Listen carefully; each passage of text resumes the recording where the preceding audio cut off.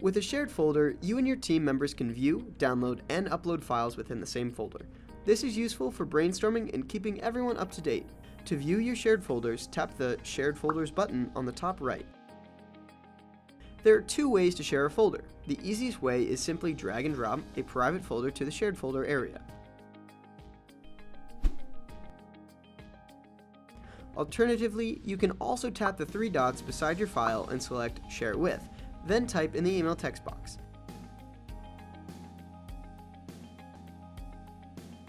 You can import a team list or enter emails manually.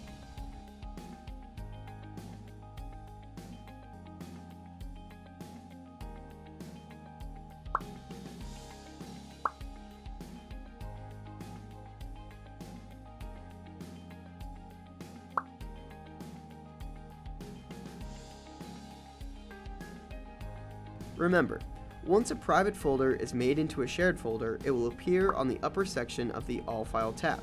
Switch to the shared folder mode to look at your shared folders. In the next video, we will talk about how to manage your shared folder.